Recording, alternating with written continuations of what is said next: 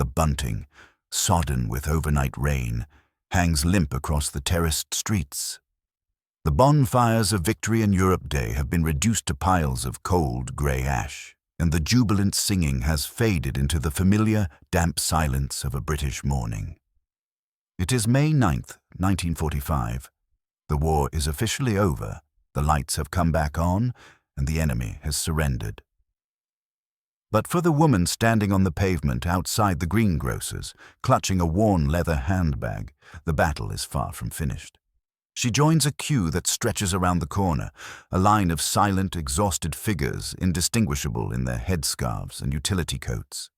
In her hand, she doesn't hold a Union Jack.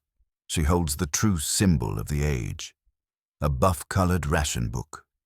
She knows that while the bombs may have stopped falling, the siege of the British kitchen has only just begun. The Nazis are gone, but the emptiness in the larder remains, and the hardest years of austerity are, cruel as it seems, still ahead of her. There is a pervasive myth that lingers in the national consciousness, a softened, sepia-toned belief that the moment the church bells rang for victory in Europe, the hardship ended. We imagined that the lights came on, the soldiers came home, and suddenly there was roast beef on the table and cream cakes in the pantry. But the reality that greeted the British people in the summer of 1945 was shockingly, brutally different. In many ways, the peace was harder to bear than the war.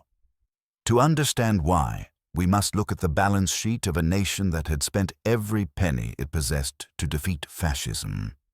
Great Britain in 1945 was a hollowed-out shell. We were the victors, yes, but we were a bankrupt victor.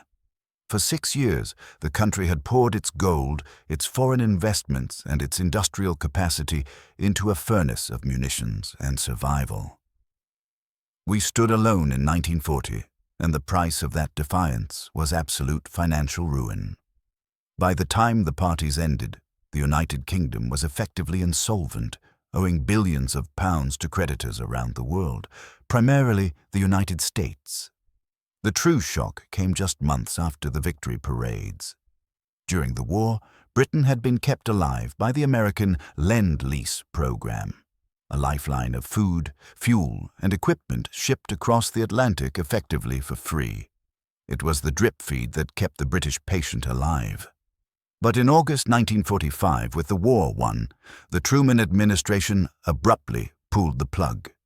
The ships stopped coming. Overnight, Britain was forced to pay cash for imports it could no longer afford. The Chancellor of the Exchequer, Hugh Dalton, faced a terrifying reality. The country simply did not have the dollars to buy enough food to feed its population. The government's response was a policy of ruthless austerity that made the wartime restrictions look generous. The mantra of the day was stark and terrifying: export or die. To earn the foreign currency needed to buy basic wheat and meat. Britain had to sell everything it made. The factories of the Midlands roared back to life, churning out Morris Minor cars, Wedgwood pottery, and fine woolen textiles, but none of it was for us. It created a cruel paradox that baffled and infuriated the working class. A man in Coventry might spend his entire week building gleaming new cars, only to walk home in the rain because he wasn't allowed to buy one. A woman in Stoke-on-Trent painted exquisite dinner services destined for the tables of New York or Montreal, while she ate her own dinner off a chipped utility plate. We were stripping our own shelves to pay the rent. The physical landscape mirrored this economic exhaustion. Britain didn't rebuild instantly. For years after the war, the cities remained scarred by bomb sites, gaping holes in the streetscape filled with willow herb and rubble, where children played because there were no playgrounds. Paint was in short supply, so houses went unpainted, peeling and grey. Clothes were still rationed, so the crowds on the high street were dressed in mended, faded pre-war garments or utility clothing, government-approved designs that were serviceable but utterly devoid of style or joy. This was the victory hangover. It was a psychological blow as much as a physical one. During the Blitz, there was a sense of shared purpose. The deprivation was a weapon against Hitler. But now, with the enemy defeated, the deprivation felt pointless, endless, and punishing. We looked across the Channel and saw defeated nations like West Germany beginning to rebuild with American aid, while Britain, the defiant hero, tightened its belt until it hurt. The atmosphere was not one of celebration, but of a grim, grinding endurance, governed by a bureaucracy that seemed determined to control every calorie that passed the nation's lips. At the center of this grim new world was a small, beige booklet that dictated the rhythm of daily life more strictly than any clock. The Ration Book. To a modern mind, accustomed to 24-hour supermarkets and limitless choice, the complexity of the rationing system is almost impossible to grasp. It wasn't just a case of handing over a coupon and getting your food. It was a mathematical challenge that required the strategic genius of a general and the patience of a saint. The system was split into a confusing array of colors and categories. Every man, woman, and child had their own book. There was the standard buff book for adults, the green book for juniors, under 5s, and the blue book for older children, 5 to 16. Each contained different entitlements. A child needed more milk and orange juice. A manual laborer might be granted extra cheese. But possession of the book didn't guarantee you food. It merely gave you the right to buy it if, and it was a big if, the shop had it in stock. The housewife, who bore the brunt of this administrative nightmare, had to register with specific local shops. You couldn't just walk into any butcher or grocer. You were tied to one. If your registered butcher was rude or his meat was poor quality, you were stuck with him. You handed your book over, he clipped the coupons, and you took what you were given. This created a peculiar power dynamic where the shopkeeper became a figure of immense authority. A smile or a nod from the butcher might mean a slightly better cut of brisket. A crossword could result in a week of gristle. Then there was the points system. While basic staples like sugar, meat, fats, bacon, and cheese were on a fixed allowance, straight coupons, other goods like tinned fruit, biscuits, dried pulses, and syrup were on points. You were allocated a certain number of points per month, say 16 or 20, and every item had a point value that fluctuated based on availability. This turned shopping into a high-stakes game of resource management. If you spent 8 points on a tin of Spam, you might not have enough left for a packet of digestive biscuits. If the government announced that dried fruit was coming down in points, queues would form instantly as women rushed to secure ingredients for a Christmas cake that might not be baked for another 6 months. The kitchen table became an office desk, covered in books and pencil stubs as mothers calculated how to stretch 2 ounces of butter, a cube the size of a matchbox, across a week of sandwiches for a family of 4. The allowances themselves were pitifully small. At the lowest point, an adult was allowed just 2 ounces of butter, 4 ounces of margarine, 2 ounces of cheese, and 8 ounces of sugar per week. The meat ration was determined by price, not weight, usually 1 shilling and 2 pence worth of meat. As inflation rose, that shilling bought less and less, shrinking the Sunday roast from a joint to a chop, and finally to a few scrag ends suitable only for a stew. This relentless weighing, measuring, and counting created a mindset of obsession. Food was never just food, it was currency. A spilled bag of sugar was a tragedy that could reduce a grown woman to tears. An egg, dropped on the floor, was a disaster that ruined the week's meal plan. The British housewife became an expert in the chemistry of substitution, learning to make cakes without eggs, tea without sugar, and meals that filled the stomach but barely touched the sides of hunger. If the scarcity of familiar food was a hardship, the arrival of the new foods, government-approved substitutes designed to plug the protein gap, was often a source of national horror. Desperate to feed the population without spending precious American dollars, the Ministry of Food began to scour the globe for cheap alternatives, leading to some of the most infamous culinary experiments in British history. First came the whale meat. In a time when beef and lamb were distant memories, the government marketed whale as the steak of the sea. It was unrationed, which was its only selling point.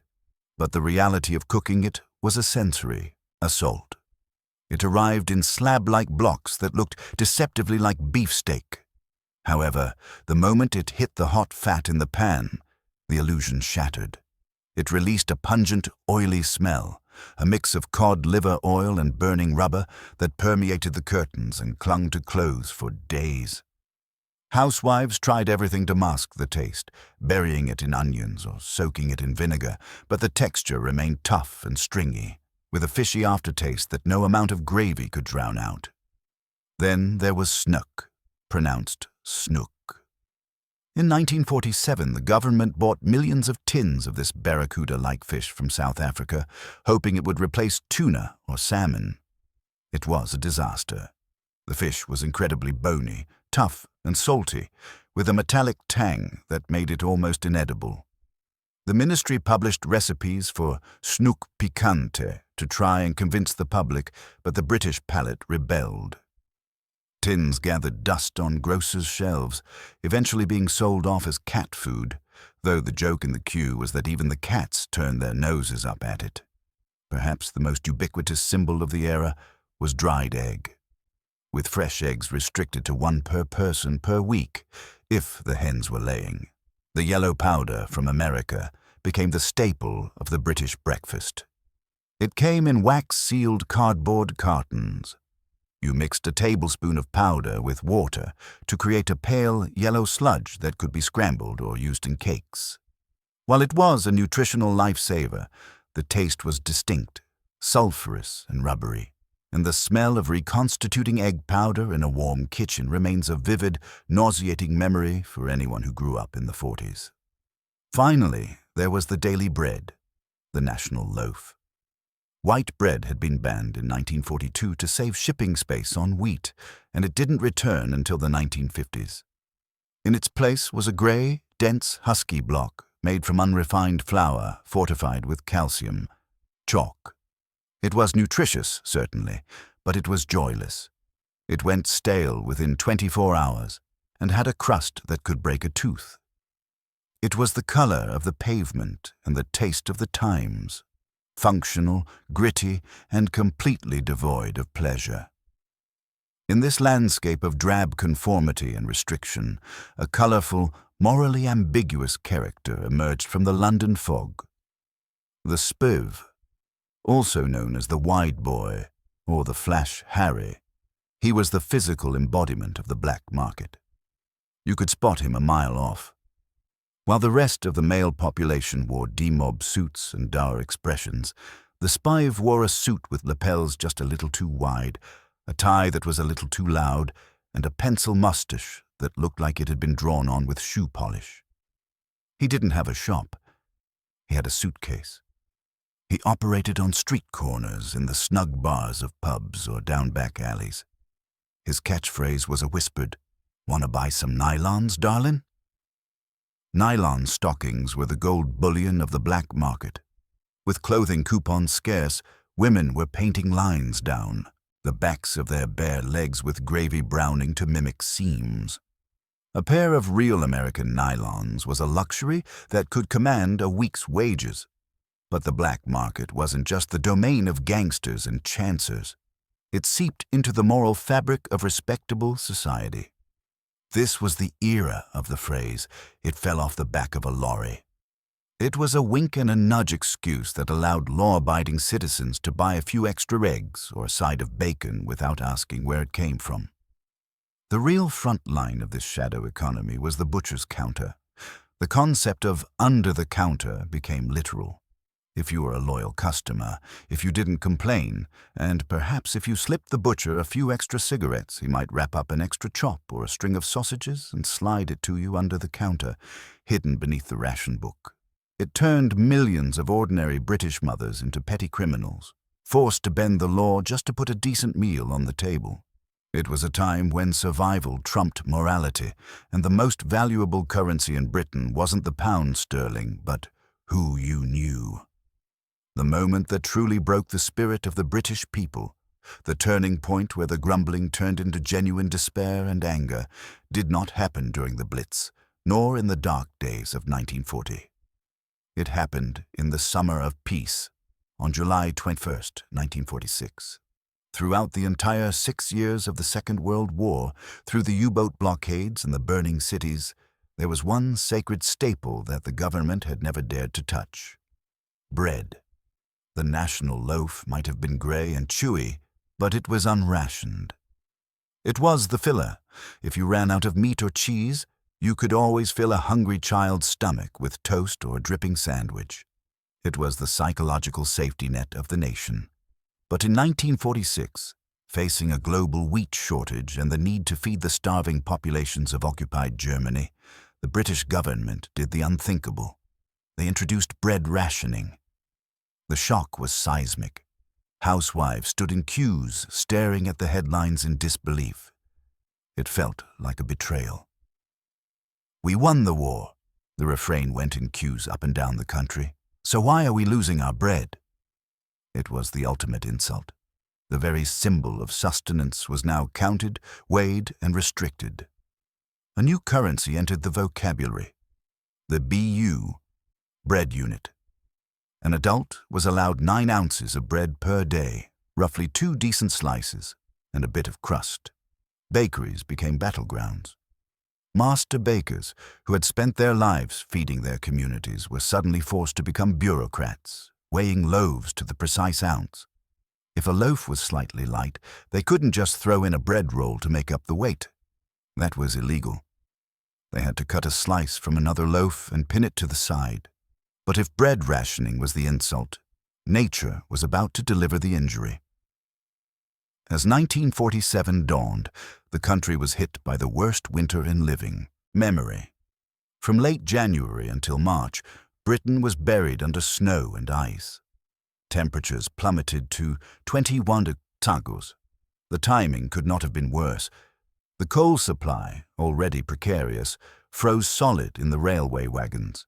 Power stations shut down. The government cut electricity to industry, plunging millions into unemployment overnight. In homes across the country, families huddled in a single room, burning furniture or old shoes in the grate because the coalmen couldn't get through the drifts. But the real disaster was happening underground. In the fields of Lincolnshire and East Anglia, the potato crop, the other great unrationed filler, froze in the soil. When the thaw finally came in March, the potatoes turned to mush. They were destroyed. The government had no choice. In late 1947, potatoes went on ration. It was the nadir of British post-war life. Now you couldn't get bread or chips freely. The British diet, usually built on a foundation of starch, collapsed. People were genuinely hungry. Not peckish, but a gnawing, constant ache of an empty stomach. The caloric intake of the average Briton in 1947 was actually lower than it had been during the worst years of the war. It was a bleak, grey, shivering existence, and for the first time, people began to ask, what exactly did we win? The thaw, when it finally came, was agonizingly slow. There was no sudden V-Day for the pantry. Instead, the restrictions were peeled away, layer by painful layer, a process that dragged on for nearly a decade. The turning point in the national mood came with the general election of 1950. The Conservative Party, led by Winston Churchill, ran on a slogan that resonated with every weary housewife in the land: "Set the people free." They promised to burn the identity cards and tear up the ration books. It was a seductive message. The Labour government, architects of the welfare state, and the NHS argued that rationing ensured fairness, that without it, the rich would eat steak while the poor starved. But the people were tired of fairness, if fairness meant everyone was equally miserable. Change began to creep in. In May 1950, petrol rationing ended and the few cars on the roads could finally drive without a coupon. But the kitchen remained under siege. It wasn't until 1953, the year of the Queen's coronation, that the mood truly shifted. The coronation was a flash of technicolor in a grey world. Street parties were held, and for a special treat, the Ministry of Food granted an extra pound of sugar and 4 ounces of margarine to every household. It was a small gesture, but it felt like the sun coming out. However, the psychological turning point was the Festival of Britain in 1951. Built on the south bank of the Thames, it was a futuristic showcase of what Britain could be. It featured the Skylon, a giant cigar-shaped structure that seemed to float in the air. A joke at the time was that, like the British economy, it had no visible means of support. But in the festival restaurants, visitors caught a glimpse of the future. They saw clean lines, modern architecture, and menus that hinted at abundance. It was a window into a world where design, color, and pleasure were possible again. It gave the population something to look forward to, a vision of a modern Elizabethan age that wasn't defined by the color of a coupon. The grip of the Ministry of Food was loosening. The world was opening up. The siege economy was slowly dying, not with a bang, but with the quiet, gradual return of the humble egg and the banana to the greengrocer's shelf. The final liberation came at midnight on July 4th, 1954. It wasn't marked by fireworks or parades, but by a symbolic bonfire. That night, housewives across Britain took their battered, dog-eared ration books, the hated symbols of 14 years of control, and threw them onto the fire. Meat and bacon were the last items to be de-rationed. For the first time since 1940, a British citizen could walk into a butcher's shop, point at a leg of lamb or a string of sausages, and buy as much as they could afford. The reaction of the children was the most telling. There is a famous story, repeated in thousands of memoirs, of the first time a child of the war saw a banana. For a 10-year-old in 1954, a banana was a mythical object. They had seen pictures of them in books, but they had never held one. When the first shipments arrived from the Caribbean, children didn't know how to eat them. Many bit into them, skin and all, spitting out the bitter peel in disgust, wondering what all the fuss was about. Others were disappointed that they didn't taste like the artificial banana flavoring they knew from sweets. And speaking of sweets, the sweet ration had ended briefly in 1949, only to be reinstated weeks later because the shops were stripped bare by a stampede of sugar-starved children. When it finally ended for good in 1953, the queue at the sweet shop became a national phenomenon. Toffee apples, sherbet fountains, and blocks of chocolate were devoured with a ferocity that bordered on mania. It was a sugar rush that the nation had been waiting a decade to experience. But this newfound freedom revealed a stark truth. The British palate had been damaged. 14 years of eating what you were given had created a generation that was deeply suspicious of flavor. We had become accustomed to blandness. The national loaf, the watery stews, and the grey vegetables had set a benchmark of culinary mediocrity. When real food returned, many people didn't know what to do with it. The concept of foreign food was treated with deep skepticism. Garlic was still considered something that French people ate. Olive oil was bought at the chemist for medicinal purposes, to soften earwax, not for cooking. Spices were dangerous. We had survived on a diet of starch and fat, and for decades afterwards, the British dinner plate reflected this trauma. Meat, 2 veg, boiled, 2 tauaja, death, and potatoes. It would take another 20 years and the package holiday boom of the 1970s before the British people learned to truly enjoy food again rather than just viewing it as fuel. The most enduring legacy of rationing, however, was not physical, but psychological. The 14 years of scarcity wired the brains of an entire generation, creating a mindset of waste not, want not, that bordered on the religious. For the children who grew up in the shadow of the ration book, throwing food away wasn't just wasteful. It was a moral sin. This created the tyranny of the clean plate. In millions of British homes throughout the 1950s and 60s, the dinner table became a battleground of endurance. Children were not allowed to leave the table until every scrap of gristle, every forkful of watery cabbage, and every last pea had been eaten. The refrain, "Think of the starving children in Africa," or sometimes, ironically, "Think of the war," was the mantra. Food was precious, hard-won fuel, and to reject it was an insult to the mother who had queued in the rain to buy it. This trauma manifested in the kitchen rituals of our grandmothers. These were women who could not bear to throw anything away. They washed out plastic bags to reuse them. They saved the grease from the Sunday roast in a dripping pot to spread on bread. They kept ends of soap in a jar to make a jelly for cleaning. To a modern eye, it looks like hoarding.